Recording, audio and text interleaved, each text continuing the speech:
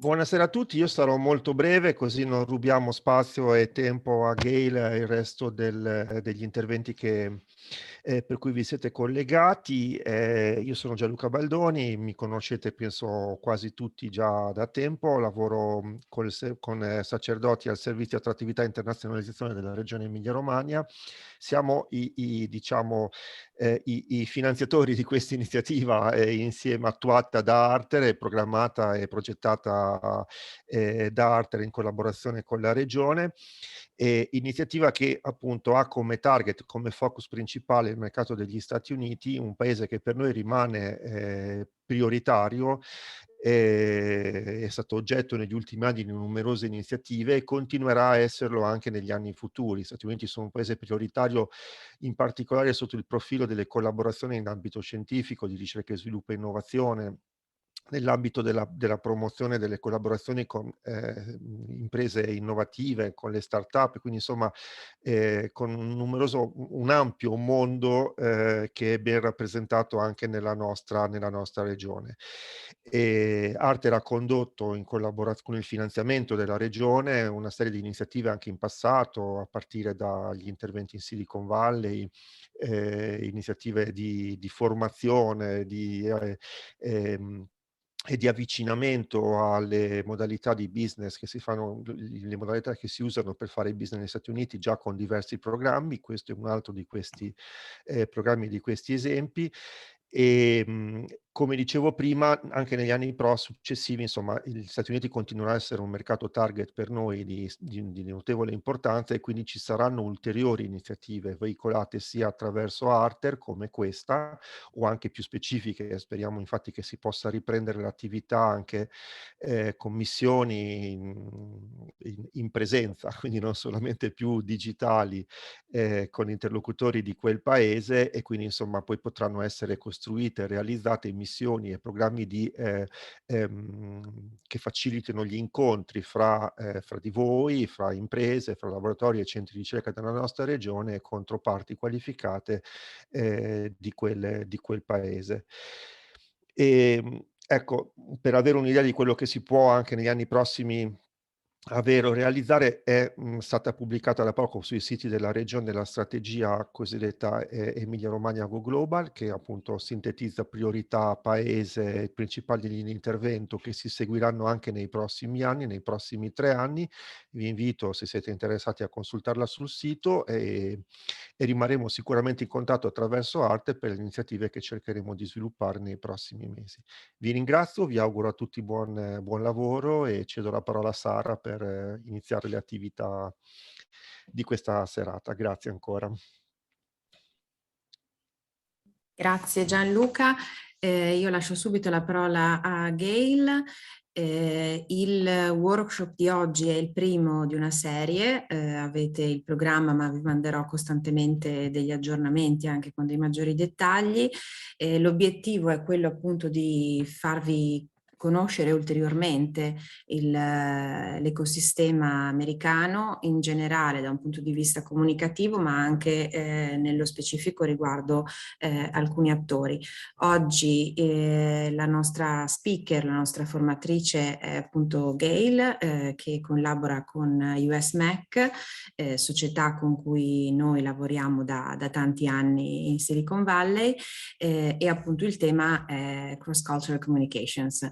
Gail, the floor is yours. Okay, thank you. Buonasera, everyone. Nice to meet you all. I'm just admitting a few people who are coming in late just to make sure that they are here when we start. So hi, everyone. My name is Gail Gannon. I'm one of the advisors and mentors for U.S. Market Access. I have been with them now for almost a decade. I've had the pleasure of working all over the world, both for developed and developing markets. And with that, I would like to just, this is sort of an overview of cross-cultural communication. And Sara, if you would, as I'm going through this presentation, if there are questions, to either raise your hand or put the questions in the chat, just please feel free to stop me, and happy to just answer those questions as they come top of mind. And so with that said, I'm going to share a little bit about some of the ideology on cross-cultural communication and how it can be most effective in Silicon Valley. Oopsie, excuse me here. I'm just like putting this there. Can you see me okay? Does that work okay? Yeah. Okay, great. That's So okay. as I said, I've spent over the last 30 years probably traveling more than I had thought. I say 20 countries. I actually can't remember, but I know that I've hit every continent except for Antarctica. So we'll wait on that one. But with that said, I have worked in many different fields, particularly in area of health technology and biotechnology, and more recently in the last 10, 15 years with a lot of tech startups, everything from tech startups to actually Fortune 50, government, and NGOs. And so some went well and some went less well in terms of understanding sort of cross-cultural communication. So here's my story. This is actually India. And I went there, let's see now, I was in like my early 30s. And my job there was to actually work with some of the hospitals and some of the non-government agencies, including things like the Tata Foundation and the UNDP. And as an American, I was ill-prepared in terms of what people told me, how different the culture was, and the style of communication, and some of the sort of underlining rules and on rather non-spoken ways that people actually engage in business and how they relate to each other every day. And so I'll get more to this, but needless to say, in the 3 months that I was there, I grew a lot. I grew a lot, and I had deep appreciation for the sort of very subtleties. And what people may not know is that in India, even to this date, it's not just variations in dialects, there are actually hundreds of languages. So there are languages that are not shared, they're not overlapped, and they're very different in terms of style of communication. So that was one of my earlier forays into really being sort of culturally immersed. And I felt very, very small in a very, very large country of a very, very diverse population. So with that said, let's just talk about some of the cultures of that are sort of the 3 or 4 sort of top things that come to mind in terms of culture. This is called culture of origin. This has to do with where you're born, where your parents were born, and where you lived and growing up.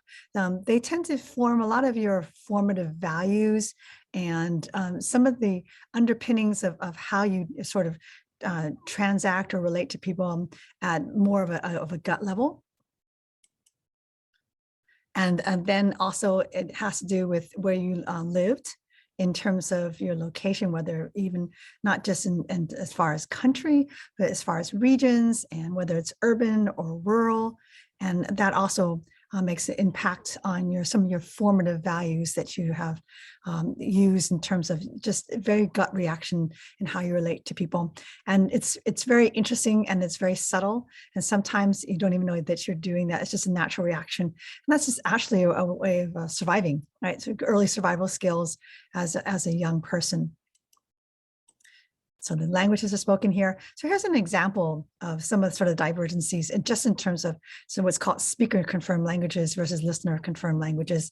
And I will allude more to this in detail, but I could give an example, right? In Silicon Valley, we always say, yes, that we agree and we understand, but in most of the Asian cultures, including the culture where I was raised, I am a blend, even though phenotypically I am Asian looking. I am actually 4th generation Californian and 5th generation Hawaiian. And so I have sort of a melange of background. So but yet at the same time, I still port the yes and yes culture, whereas basically is that I heard you. Doesn't mean I agree with you or even understand, but that I've heard you and I'm still processing. Right. In terms of decision making, Silicon Valley is very much a team decision.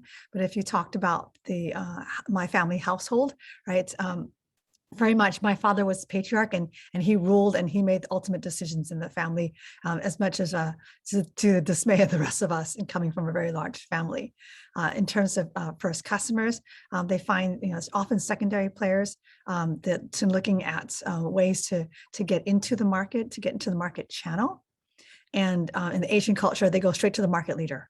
right? They go straight up to the market leader. That's a very, very different. And I will highlight more of that in terms of cultural bias and why that's important in Silicon Valley.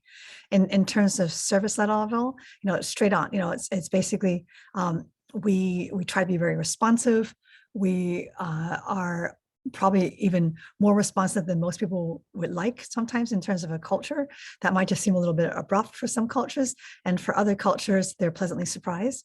And in the Asian culture, they're more likely to be wait to feel when the timing they think is appropriate.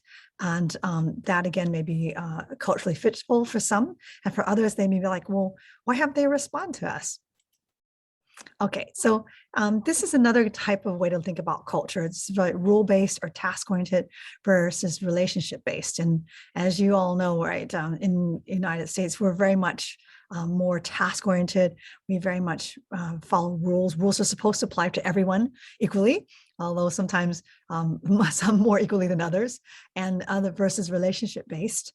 And relationship-based kinds of cultures are very much more, there's a respect for a different kind of hierarchy. The rules not necessarily apply equitably. It's very much based on a long, more historical kind of foundation. Are there any questions so far?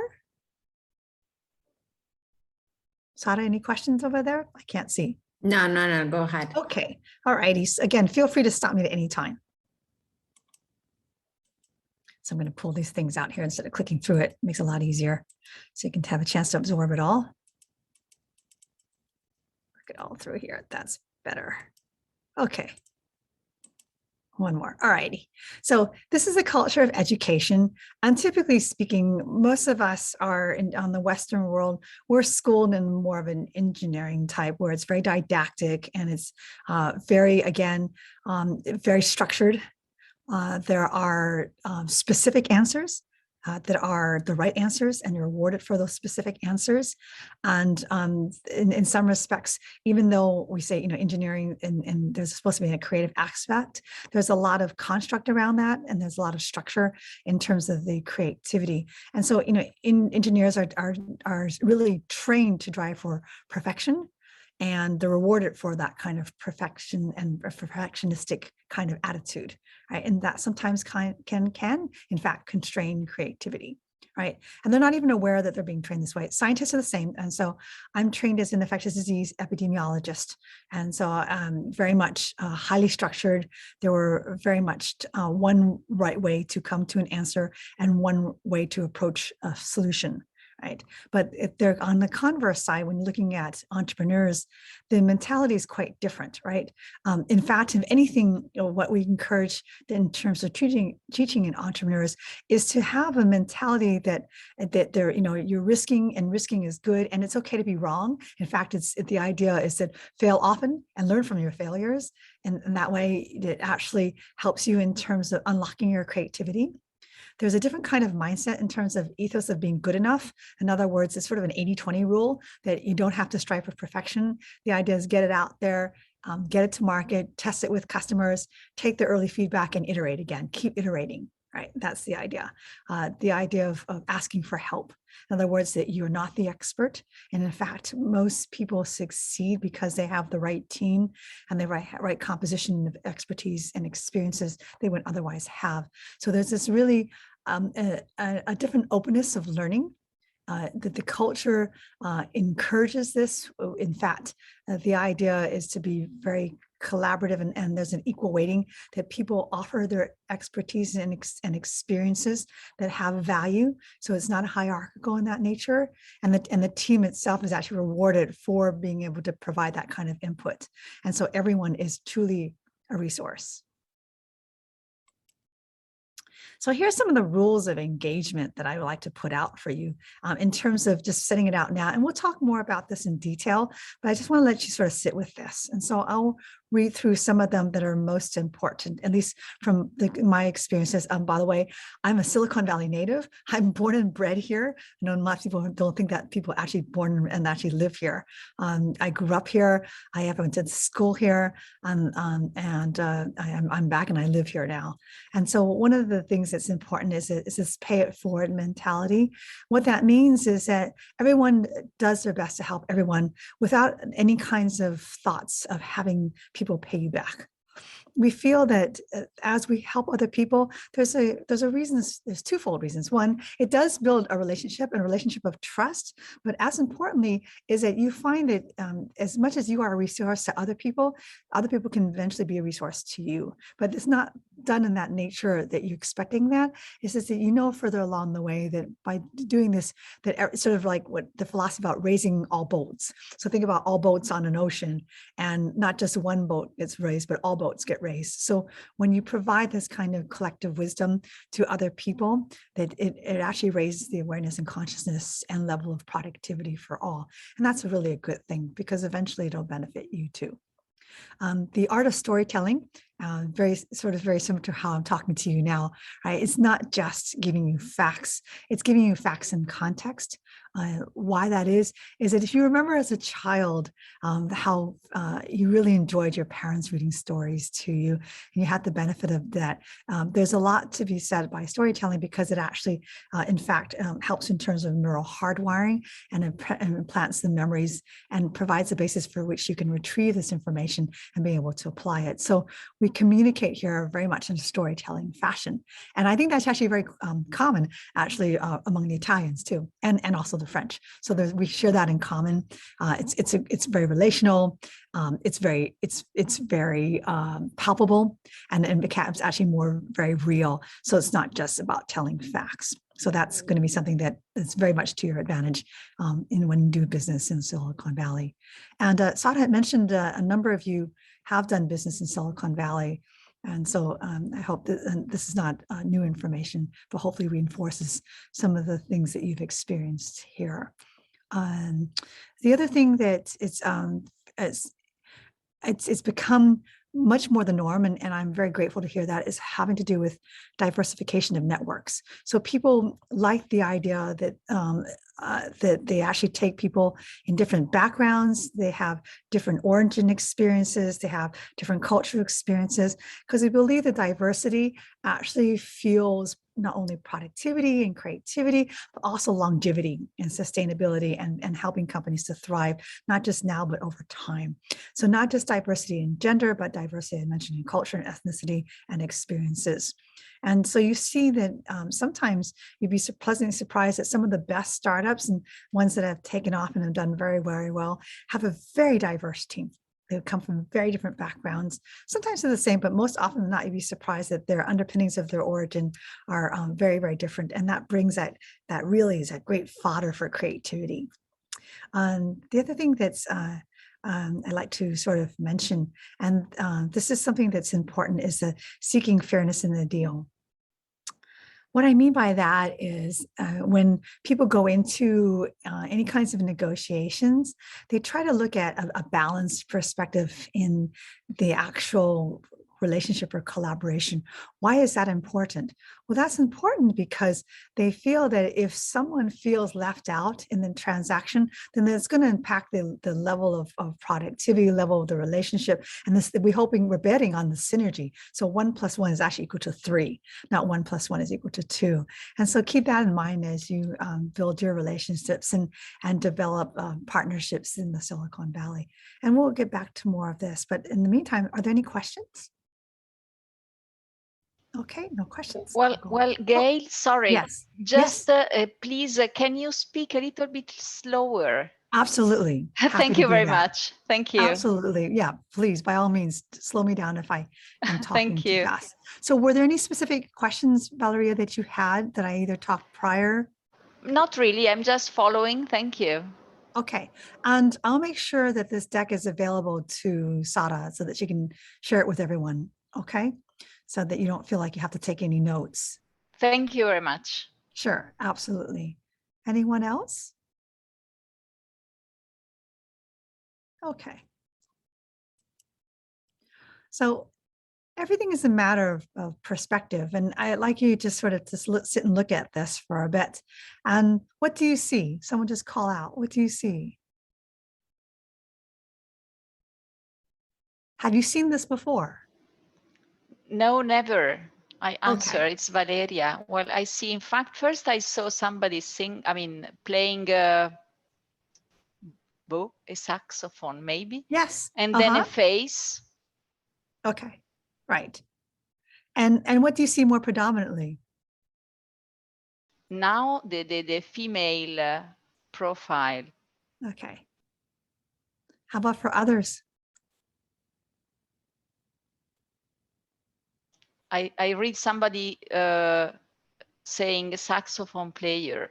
Yes, yes.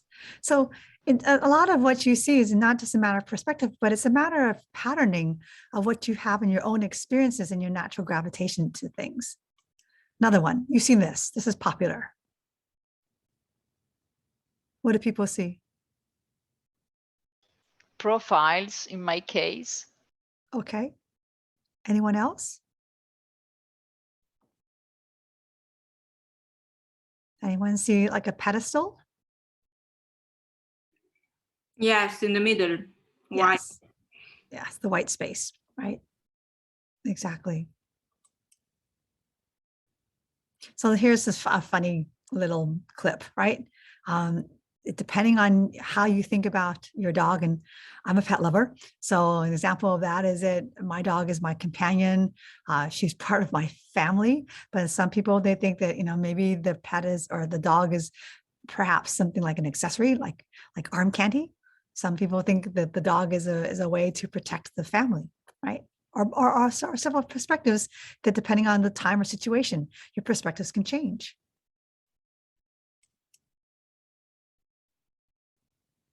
This is really interesting, right? So my background, as I mentioned before, is I'm in the health tech field formally. So when I saw this picture, yes, I thought about it in terms of cancer survivor. I did not think about it in terms of soldier style. What comes to every other people's minds?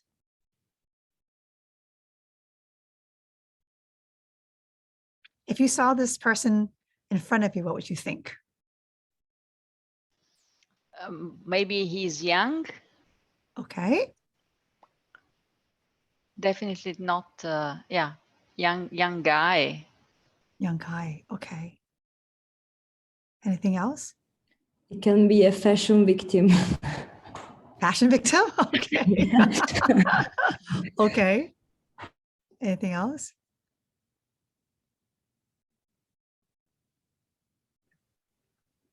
No? Could it be a woman? Yes, of course. Yes. Okay. Someone said guy at first, and as opposed to woman. See, that's Or a interesting. child, or even a child. Or even a child. That's right. So we bring biases, and that affects our perspective, and we don't even know they're there. And sometimes it's hard to explain why it is that we see or interpret things as we do, but many of it has to do with the cultural experiences and overtones that we've had in our lives. So let's just talk about this again, right? Traditional things versus trendy. And, again, this may, this often is affected in terms of time-bound cultural bindings, religion, race, ethnicity, and even just life experiences. Right? So let's talk about the corporate culture. So one of the things that I would like to bring out in terms of how culture affects both style of communication and the norms and how we manage conflict is that we often make assumptions, and we also port our own assumptions when we engage with people in relationships. And so with that, I'm going to actually introduce there you go. So some of the sort of things that you may not know in terms of multiculturalism and what it looks like, but this actually, I don't know if you can see my arrow or not. It says 52% of the startup founders were not born in the US. Actually, that's gone up. So it's closer to 60% of the startup founders are not from the US. If that tells you anything. So Silicon Valley is, I wouldn't say it's more like a soup, it's more like a salad. where there's many different cultures and many different people from all over the world, and we sort of blend together, and sometimes we clash together, and sometimes we just sit side by side together. But at the same time, what makes us a really interesting area to live in. And so I know you've often heard the expression about Silicon Valley being the melting pot. I would liken it more to a salad. That way, it for me, and the perspective that I like to ask you to entertain is that you think about appreciating the people's individuality and the kinds of experiences and unique backgrounds they come from, and how that actually adds to for example, like a salad. And so often you see these cross-cultural challenges going on the inside of the company and as you're doing business, and it requires consent and evaluation. And I will actually put these out here. Oopsie, let me go back a little bit. There you go. So one of the things to consider is, as you're understanding the cultural differences, it comes as part of the hardest part of the equation. It's actually not the technology. And often, like, for example, if you're a tech company, the technology actually works for the most part. It's actually understanding, for example, when many startups come to, or even not even startups, but companies who actually have fairly significant market traction from other countries, and they come here and they say, well, wait a minute now, I thought I had product market fit. I thought I understood my customers. And what they have to figure out is that, and it's humbling, is they may have to even take a few steps back and determine whether or not they even have an MVP or even product market fit before they even think about coming to market. And that is a lot of having to do with cultural differences. Has come with some of the culture, maybe caveat in terms of some of the policies that are different here. We have a highly regulated market in some areas. Like you folks with terms like, for example, with GDPR, we also have our privacy and compliance issues. A lot of the even medium-sized companies, and some even the smaller ones now, actually have compliance officers to help with that, to make sure that there's a respect among privacy and confidentiality, and how you make sure that's integrated in terms of the way you deploy your technology and honor people, especially in the area of we are really in a knowledge economy now. You've probably heard that time and time again. I think that we'll continue to be a knowledge economy where there's a high velocity of data sharing, and what that means in terms of impact on how you do business, and some of the cultural underpinnings of that, and understanding how that impacts what data sharing and the value of data sharing and how the data is being shared. And so, and that also includes, as I mentioned earlier, about how you do deals and negotiating those deals with a wild and large space and culture. And so we're going to introduce what's called the Lewis model. This has been around for several years now, and this gives you a different framework. Again, this is not hard and fast rules. It's like I would say more of a compass than it is in any way that's highly prescribed. But it gives you, as I said earlier, a framework to think about how you interact with people from various cultures, and how to help you improve and make your communication more effective. Any questions so far? Okay, so I'll move on to that. So the Lewis model has three broad categories. One is called linear active, the other one's multi-active culture, and the other is reactive cultures. So let me just go through that a little bit. And so I mentioned the idea of linear active cultures and being task-oriented and highly organized and planners, and they're often very structured around actions. So when people would have this kind of meetings, the meetings often are very linear in motion, and there's a very action oriented, and that's the intent of the meetings. It's not relational. So with that being said, there's multi-active cultures where there's a lot of high dialogue, more consensus building, very relational. Sometimes it's very sporadic. So if you had an agenda, the meeting would be tangential. It weaves back and forth, right? And for people who are not used to that kind of way of relating in terms of an interaction, may find that very distressing. For people who are much more used to being sporadic or spontaneous, going to a linear active culture, they don't understand why it's so narrow in scope and so focused without any understanding of how people are relating to each other. And then there's also the reactive culture, and this is fairly new that was brought to the Lewis model. And actually this has to do with sort of cultural norms about certain community structures and brought to the organizations and then countries where they're much more reactive in nature. They are listeners. They look for others to establish the positions of understanding, and they react to and formulate their own, but in a very passive way. They're not ones to necessarily be very vocal. They're very much more listeners and absorbing that information. And in some respects, that might be difficult for some cultures to understand where they sort of settle on things and how decisions are being made. So here's a whole display, and I'm just going to ask you just to look at this for a minute, and please feel free to unmute yourself. Let me know what you find surprising, and I'll talk to that. First of all, that reactives are the ones that listens most of the time. It's like the opposite of the definition. Right. So sometimes you might not know what's going on in their heads, right? They're going to be very polite. They're people oriented, but they're just quiet about their opinions, right?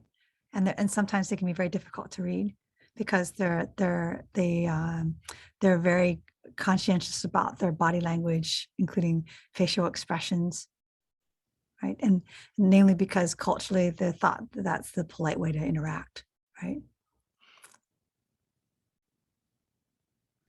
What else do you find surprising? Yeah, for me as Italian, it's very strange in linear active. For example, limited body language, because for us it's very difficult. Yes. And truth before diplomacy is very difficult to understand. And the impatience also. Right. So truth before diplomacy, in other words, people are too frank, or it comes across as just a little too out there, as opposed to sort of working your way through. Yes, yes. And also separates the social and the professional is quite different from our mood. Ah, okay. Okay. Tell me more about what it's like for in your own experiences of the social and professional. I'd like to hear more about this. Yeah, because we also speak about our families and share, I don't know, personal experience during the work life. I think that is normal for us. Right. Right. Yeah. And I'm, honestly, I'm hoping that it'll be more normal for other cultures, that they learn how to break out of that aspect because of what has happened we've all had a shared experience for the last 19 to 20 months. And the shared experience is dramatic. And I'm hoping that some of these cultural norms will actually break down and be more fluid. Yeah. I think there's a lot of value to being to bring what I would call the more authentic self that sometimes often gets repressed because of certain cultural norms. I appreciate that. Any other observations? What I really don't get is on the multi-active, if I may move to that, has good excuses. Because yeah, I really don't get it. So tell me more. Tell me what you're thinking. I like to hear your thinking. I mean, I understand that dislike losing face or must not lose face, but then again, I don't get the real difference. Maybe it's a matter of language as well. I don't know. But yeah, that's a point that I don't get really. So the must not losing face and the Yeah, I don't see, it's easy to see the connection or the differences between rarely interrupts, often interrupts, doesn't interrupt, while on the losing face and excuses, I'm not sure I get the point.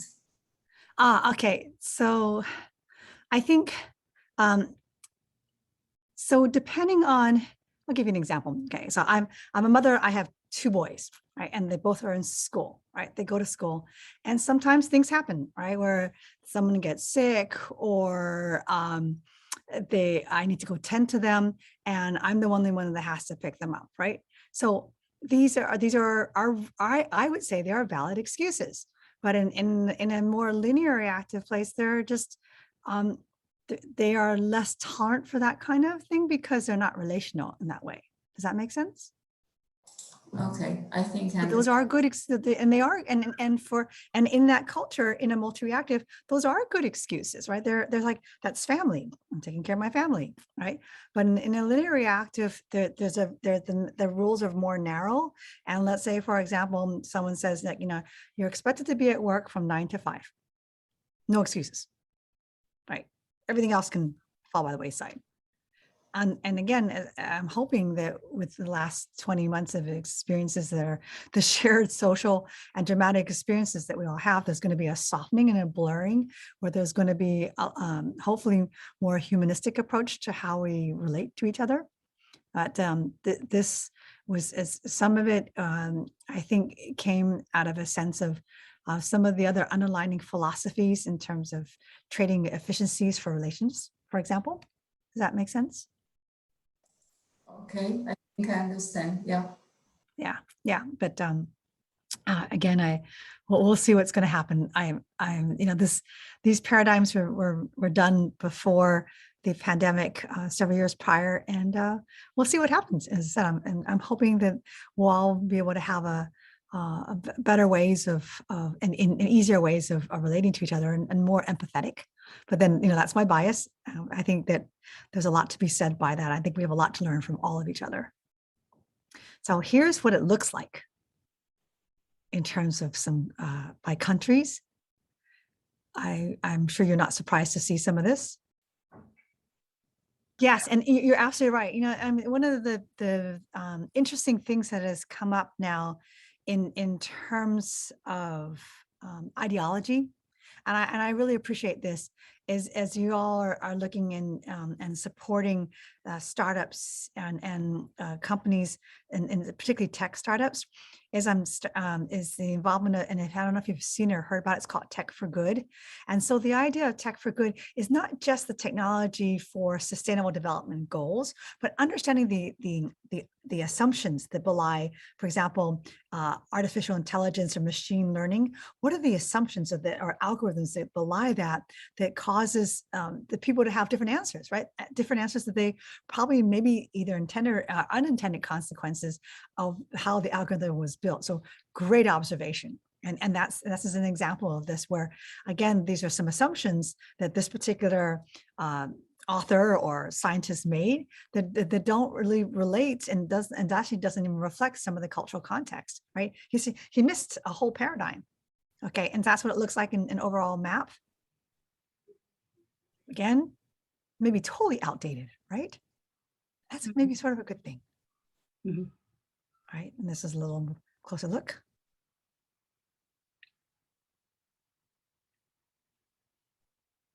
And then here's sort of the impact of negotiations, right? Again, this is a different way to look at it. I'm not really thrilled by 2x2s, because it actually just, it's sort of a force function, right? Of just two variables, right? And as you mentioned, Kati, there's other considerations that are not part of this. And these are very general, highly generalistic. This came from Harvard Business Review back in 2015. So it might be totally out of date, right? But these are some of the thoughts. And again, it might be of those who are in positions of power and positions in policymaking that actually are there, that influence a lot of how things and how cultures are perpetuated. And so, one of the things that I'm challenging you all, as we all interact with different people and relate is looking at your sort of unconscious bias, right? What are the things and perspectives that you bring that are culturally context that you hadn't really challenged for? What kinds of values are and underpinnings of those values that you really haven't thought about in terms of how you respond or relate to other people?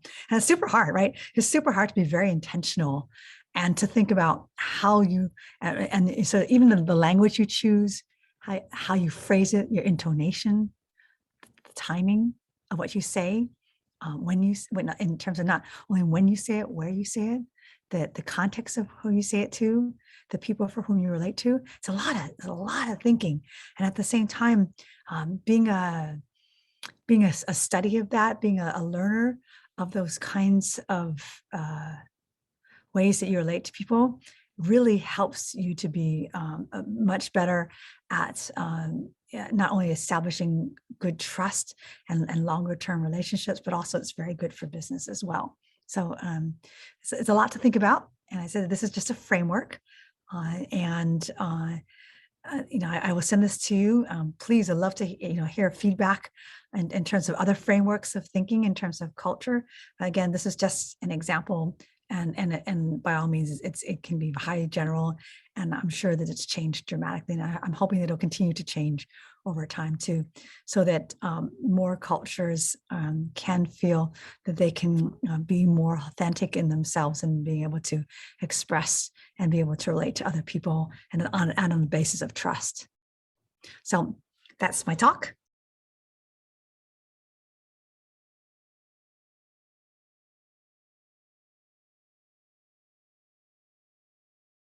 Ongoing rules of engagement that work very well, right? It's the whole idea of really paying it forward to telling a story, right? We think of people as friends first. We seek fairness, right? We plan to fail. We expect to fail. And it's okay we fail. We actually celebrate failures. We want to cultivate diverse teams. We're very much, in something that we talk about in terms of role model, it's more of a coaching. So we have a coaching leadership style, right? We believe in possibilities. I always joke. People always joke with me. I'm the what is it called? I'm the revisionist. I'm always thinking about how the ideal world might look like, and we talk in those terms. Sometimes people think that we're crazy and we're very idealistic, but I am one of those people where I very much think of believe in possibilities, and we're okay about things just being good enough, and we very much work together as teams. We're very, very collaborative here. You'd be surprised. In fact, that's one of the things that you'll see if you talk about sort of a concrete example of that. In Silicon Valley, in California, we this whole idea of like non-compete, when people jump from Google to Apple to Facebook, happens all the time. Happens all the time. And we believe in the richness and the diversity of sharing. And do you think that all this applies to Silicon Valley as an exceptional case, or is it true also for other areas of the US? Yeah, good question. I have seen it much more here than in other parts of the United States yet. I've lived in Boston, and it doesn't have that same flavor, not yet, for many different reasons, right? Thank you very much, Gail. Okay, thank you. My pleasure to meet you all. Take care, and I hope to meet you in person soon. Come and visit. Hopefully. Thank you.